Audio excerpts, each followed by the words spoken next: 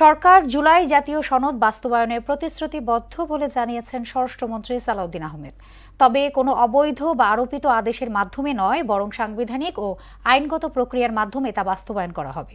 সকালে ত্রয়োদশ জাতীয় সংসদের প্রথম অধিবেশনের দ্বিতীয় দিনে এসব কথা বলেন মন্ত্রী। সংবিধান এবং আইনি প্রক্রিয়ার অনুসরণ করেই রাষ্ট্রকে এগিয়ে নিতে হবে বলে মন্তব্য করেন তিনি। এদিকে অধিবেশন শেষে গণমাধ্যমের মুখোমুখি হয়ে বিরোধী দলীয় নেতা বলেন, সংস্কার পরিষদ ইস্যু সংসদে সুরাহা না হলে রাজপথে নামা হবে। বিস্তারিত নাহিদ সিরাজি নিমের প্রতিবেদনে। বিসমিল্লাহির রহমানির রহিম।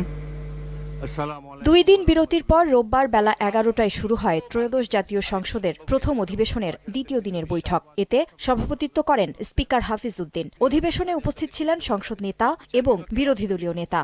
এখন আমি বক্তব্য রাখার জন্য আহ্বান করছি। অন্তর্বর্তী সরকারের আমলে জারি করা 133টি অধ্যাদেশ 2 এপ্রিলের মধ্যে পর্যালোচনার জন্য সংসদের বিশেষ কমিটিতে পাঠানো হয়। এদিন কর্মসূচিতে ছিল রাষ্ট্রপতির ভাষণের উপর ধন্যবাদ প্রস্তাবের আলোচনা। এতে সংসদ সদস্যরা নিজ নিজ এলাকার বিভিন্ন সমস্যার কথা তুলে ধরেন। আমাদের মাননীয় প্রধানমন্ত্রীর কাছে অনুরোধ করব, যাতে কক্সবাজার পৌরসভাকে সিটি কর্পোরেশনে উন্নত করা হয়। যদি বাবেরচর গজারিয়া গনাগদা নদীর উপরে একটা সেতু হয়, মাত্র 700 কিলোমিটার একটা সেতু হলে আমরা 1 ঘন্টার মতলব আসা যাওয়া করতে পারি।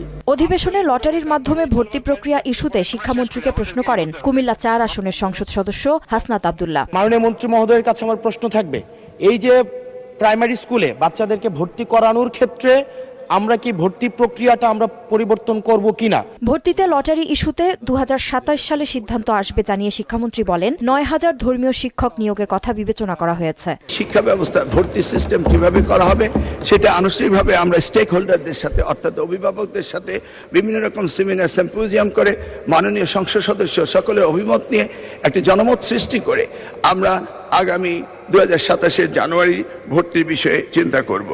প্রশ্নোত্তর পর্বে নিজের সুযোগের বাইরে কথা বলতে চাইলে বিরোধী দলীয় নেতা ডাক্তার শফিকুর রহমানকে থামিয়ে দেন স্পিকার। এখন দিনের কর্মসূচি অনুসারে যেটি আগে নির্ধারিত আছে আমরা কন্টিনিউ করি। এই ফ্লোরটা না, প্লিজ লিসেন টু মি। এই ফ্লোরটা আজকের দিনের মধ্যে যদি দেন, আমি এখন কথা বলতে চাই না।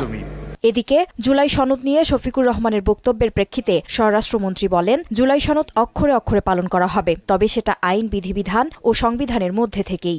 জনরায়কে সম্মান দিতে হবে, কিন্তু সেটা সাংবিধানিকভাবে দিতে হবে, আইনগতভাবে দিতে হবে। এখানে ইমোশনের কোনো জায়গা নাই। রাষ্ট্র ইমোশন দিয়ে চলে না, রাষ্ট্র চলে সংবিধান দিয়ে, আইন দিয়ে, কানুন দিয়ে।